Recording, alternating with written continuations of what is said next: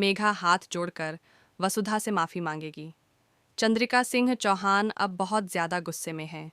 उन्होंने मेघा से कह दिया है कि उसे वसुधा से माफ़ी मांगनी पड़ेगी, वरना उसकी कंपनी में सुबह सुबह रेड पड़वाने वाली है। चंद्रिका ने चेतावनी दी है कि अगर रेड पड़ी तो मेघा की ज़िंदगी तहस नहस हो जाएगी। अगर मेघा को अपनी ज़िंदगी और चंद्रिका के गुस्से से बचना है तो उसे सुबह माफ़ीनामा लेकर वसुधा के सामने पेश होना होगा। दरअसल मेघा ने एक भयंकर चाल चली थी। उसने योजना बनाई थी कि वसुधा को चंद्रिका सिंह चौहान के खिलाफ कर दे और उसे घर से बाहर निकलवा कर अपने साथ ले जाए। इसके बाद वह वसुधा को अपनी ओर करके चंद्रिका पर तंज कसती। लेकिन अब पूरी कहानी पलट गई है।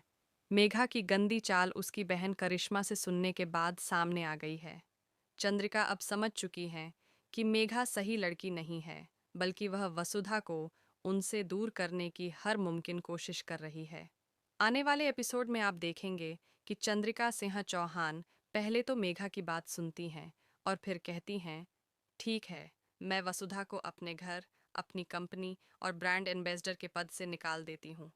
अब तुम उसे अपने साथ ले जाओ, उसे नौकरी दो और उसकी ज़िंदगी संवारो। मेघा ने ही तो कहा था कि वसुधा घर के काम क्यों कर रही है, वह अपनी ज़िंदगी क्यों बर्बाद कर रही है। अब वही सारे काम मेघा को करने होंगे। अब चंद्रिका और मेघा के बीच एक बड़ी दरार आने वाली है। दोनों के बीच खुलकर लड़ाई होगी। चंद्रिका को गुस्सा आ गया है कि मेघा ने वसुधा के बारे में ऐसा क्यों कहा। वसुधा एक इंटरनेशनल ब्रांड एम्बेसडर है और मेघा कह रही है कि वह घर के काम कर रही है। ये सब सुनकर चंद्रिका का गुस्सा 7वें आसमान पर पहुंच गया है। अब चंद्रिका गुस्से में मेघा को तंज कसने वाली है और कहेंगी, अगर तुम्हें लगता है कि तुम वसुधा की जिंदगी संवार सकती हो तो ठीक है, जाकर उसे अपने साथ ले जाओ और संभालो। यह सुनने के बाद मेघा डर जाती है कि चंद्रिका इतनी ज्यादा गुस्से में क्यों है। चंद्रिका अब मेघा की कंपनी में रेड मरवाने वाली है।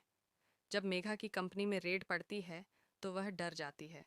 चंद्रिका कहती हैं, यह रेड तभी रुकेगी जब तुम वसुधा से कान पकड़कर माफ़ी मांगोगी।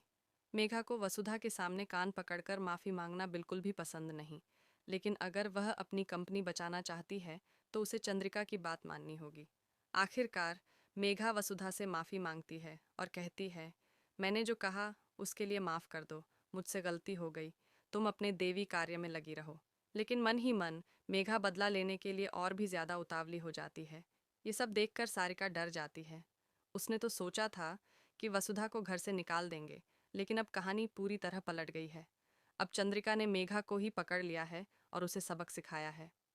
आप आने वाले एपिसोड में देखेंगे एक धमाकेदार ट्विस्ट, जहां मेघा चाल चलने आई थी, लेकिन अब चंद्रिका समझ चुकी हैं कि वह कितनी ज़्यादा दुष्ट है।